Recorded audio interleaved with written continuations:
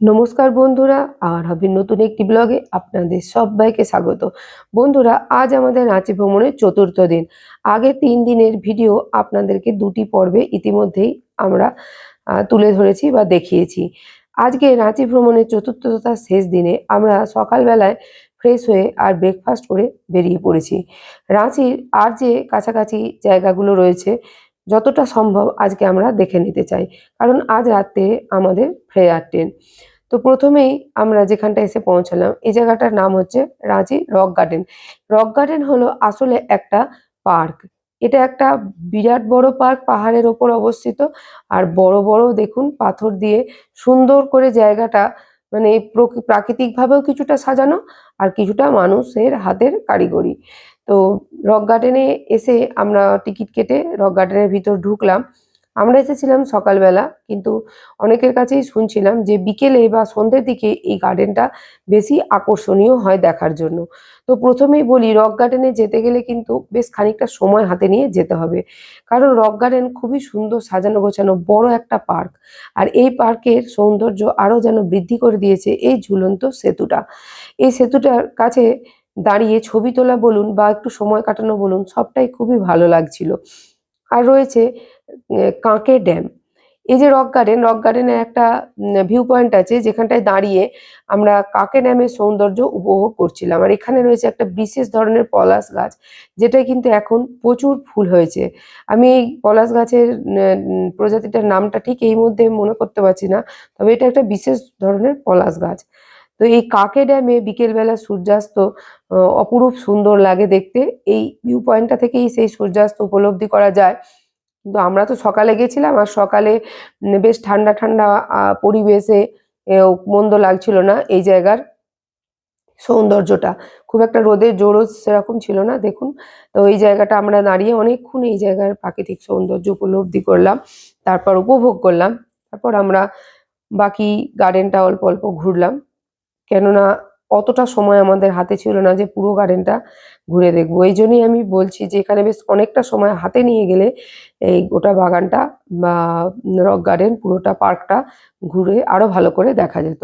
তো rock garden দেখার পর আমরা বেরিয়ে পড়লাম, আর এখন আমরা এসে পৌঁছেছি এই যে গেটটা দেখছেন, এটা হচ্ছে রাঁচিতে যে মানসিক আরোগ্য নিকেতন বা মেন্টাল হসপিটাল আছে, ওই হসপিটালের গেট দুদিকে দুটো। একটা সম্ভবত মেয়েদের আর একটা ছেলেদের। এবার আমরা চলেছি এগিয়ে রাঁচির অপর মানে অন্যতম দর্শনীয় জায়গা পত্রাতু ভ্যালি। পত্রাতু ভ্যালির উদ্দেশ্যে। তো পাহাড়ের বাঁকগুলো দিয়ে যে গাড়িগুলো নামছে, এটার ওপর থেকে যে একটা ভিউ আসে, এইটাই আঁকাবাঁকা পথে যে পাহাড় থেকে এক পাহাড় থেকে আরেক পাহাড়ে যাচ্ছে গাড়িটা, এই সৌন্দর্যটাই হলো পত্রাতু ভ্যালির প্রধান আকর্ষণ। তো রাঁচি একটা সমতল জায়গা, কিন্তু রাঁচির চারপাশে যত কিছু দেখার জায়গা আছে সবকিছুই এই পাহাড়ের ওপরে। আর সেরকমই এক পাহাড় থেকে আরেক পাহাড় যাওয়ার পথেই আর কি এই সৃষ্টি হয়েছে এই পত্রাতু ভ্যালির রাস্তাগুলো, মানে তৈরি করা হয়েছে। আর এই মানুষের দ্বারা তৈরি এই কৃত্রিম সৌন্দর্যই এখানে অপরূপ প্রাকৃতিক সৌন্দর্যের সৃষ্টি করেছে। তো এটাই হলো পত্রাতু ভ্যালির আসল সৌন্দর্য, আর এইটাই হলো পত্রাতু ভ্যালি। দেখুন যেখানটা এখন আপনারা স্ক্রিনে দেখতে পাচ্ছেন, এই যে আঁকাবাঁকা রাস্তাগুলো এক পাহাড় থেকে আরেক পাহাড়ের দিকে চলে গেছে, ওই 2 পর্যন্ত গাড়িগুলো ঘুরে ঘুরে যাচ্ছে। এই জায়গাটাই দেখতে খুব ভালো লাগছে দূর থেকে। তো যাদের ড্রোন ক্যামেরা আছে, সেই ড্রোন ক্যামেরায় যদি এখানে ভিডিও তোলা হয়, সেটা কিন্তু একটা অন্যরকম সুন্দর লাগছে। আর মোবাইলের ক্যামেরায় যতটা তোলা সম্ভব এখানে আমরা ততটাই তুলে ধরেছি। এখানে বিভিন্ন এখানে যে পত্রাতু ভ্যালিতে এই যে ভিউ পয়েন্টটা রয়েছে, ভিউ পয়েন্টটা অনেকটা বেশ বিস্তৃত। আর এই বিভিন্ন জায়গায় দেখুন মানুষ নিজেদের গাড়ি থামিয়ে দেখছে, এবং এখানে বেশ কিছু খাবারের দোকান আছে। আর এরকম একটা আম করা রয়ে এরকম একটা পয়েন্ট করা রয়েছে, এখানে সেলফি তোলা যেতে পারে বা এমনিও বেশ সুন্দর লাগছিল জায়গাটা দেখতে। পাথরের ওপর বিভিন্ন কালারের রং করে এবং গাছ বসিয়ে এই সৌন্দর্যায়নটা ফুটিয়ে তোলা হয়েছে। তো পত্রাতু ভ্যালিতে যখন আমরা উঠছিলাম, মানে পত্রাতু ভ্যালি তো পাহাড়ের টপ থেকে দেখার একটা জায়গা, যে নেমে নেমে যাচ্ছে আস্তে আস্তে রাস্তাগুলো ঘুরে ঘুরে। তো পত্রাতু ভ্যালিতে যখন আমরা উঠছিলাম, তার যে না সৌন্দর্য, তার থেকে যখন নামছিলাম তখন এই রাস্তার সৌন্দর্যটা অনেক বেশি ভালো লাগছিল এবং বেশি উপভোগ্য লাগছিল আমাদের কাছে। আর এই প্রতিটা বাঁক যেন নতুন নতুন একটা আনন্দ নিয়ে আসছিল। তো এখানে একটা কথা বলি বন্ধুরা, অনেকে হয়তো ভিডিও দেখে মনে করতে পারেন যে এই পাহাড়গুলো নিচু নিচু পাহাড়, এ আর এমন কি পাহাড়, এটা এমন কিছু নয়, এর থেকে এখানে অমুক জায়গার পাহাড়টা আরো সুন্দর, আরো বড়, আরো এরকম। কিন্তু এখানে একটা জিনিস আমাদেরকে খেয়াল রাখতে হবে যে যেখানে যেখানে জায়গাগুলো আমরা যাই, প্রত্যেকটা জায়গার আলাদা আলাদা নিজস্ব সৌন্দর্য আছে। তাই কোনো জায়গার সঙ্গে কোনো জায়গার তুলনা করে কিন্তু আমরা এই সৌন্দর্যটা উপভোগ করতে বা উপলব্ধি করতে পারবো না। আমরা যেখানে বেড়াতে যাব সেই জায়গার প্রাকৃতিক সৌন্দর্যই আমাদেরকে তার মতন করে উপভোগ করতে হবে এবং তার প্রকৃতি যেমন সেভাবেই আমাদেরকে সেটাকে বিচার করে দেখতে হবে। তো দেখুন, যে কথাটা বলছিলাম যে রাস্তার বাঁকগুলো যখন মানে গোল হয়ে বৃত্তাকারে ঘুরছে, সেটা কিন্তু এই নামার সময়ে বেশি উপভোগ্য লাগছে। তো পত্রাতু ভ্যালি থেকেই দেখা যায় পত্রাতু লেক। আর এখন আমরা চলেছি পত্রাতু লেকের দিকে। কিন্তু পত্রাতু লেকে না গিয়ে, পত্রাতু লেককে ডান দিকে রেখে আমরা প্রথমে দেখে নেব পালানি ওয়াটারফলস এবং তারপরে দেখব আমরা পত্রাতু লেক রিসর্ট। আর এই পত্রাতু ভ্যালি থেকে নামার রাস্তাটা এতটাই সুন্দর যে পুরো গোটা রাস্তাটার ভিডিওটা আমি এইভাবে ধরে রেখেছি, যাতে পরবর্তীকালে আমিও বারবার এই ভিডিওটা চালিয়ে দেখতে পাই। খুব ভালো লাগছিল আমার এই রাস্তাটা, এই জন্যই আমি পুরো ভিডিওটা একদম টানা করেই গেছি যে কিভাবে রাস্তাটা ঘুরে ঘুরে নামছে। তো এখানে বন্ধুরা একটা কথা বলি, এই যে পালানি ওয়াটারফলস, অনেকেই রাঁচি বেড়াতে গিয়ে এই পালানি ওয়াটারফলসটা যান না, মিস করে যান। কিন্তু যারা পায়ের সমস্যায় বা হাঁটুর সমস্যায় বা যে কোনো কারণে হাঁটা বা সিঁড়ি ওঠা নামা করা ভাঙা, সিঁড়ি ভাঙা যাদের অসুবিধা, তারাও কিন্তু এই পালানি ওয়াটারফলস দেখে নিতে পারেন। এই দেখুন, আমরা টিকিট কেটে নিয়েছি, এরা টিকিটের টাকা নিয়ে গেল। আর এরকম মানে সমতল রাস্তা দিয়ে হেঁটে গিয়ে রয়েছে পালানি ওয়াটারফলস। হয়তো ২০-২৫টা সিঁড়ি হবে কি ৫০টা, তার বেশি নয়।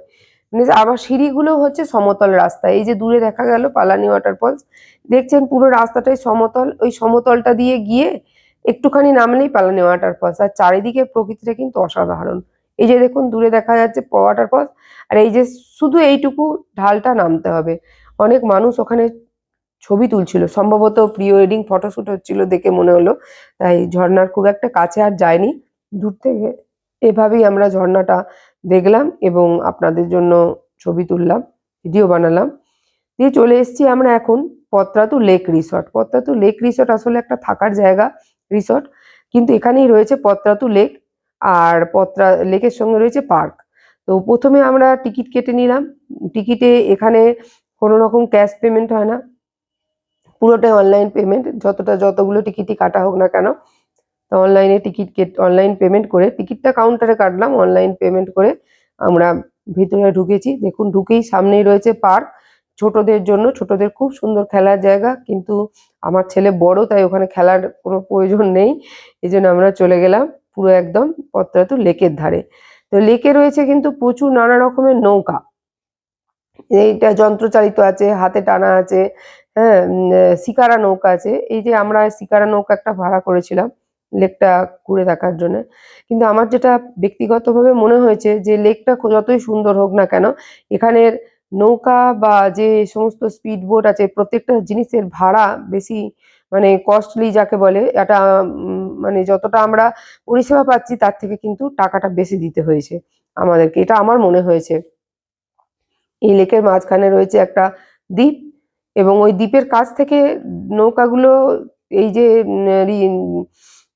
এই আমরা যে হাতে টানা দাঁড় টানা নৌকা করেছি শিকারা, এগুলো কিন্তু এই দ্বীপের কাছে যাবে না, কেবলমাত্র স্পিড বোট গুলোই যাচ্ছে এবং সেগুলো চাপতে ভয় লাগছিল, ভয়ঙ্কর টাইপের চালাচ্ছিল।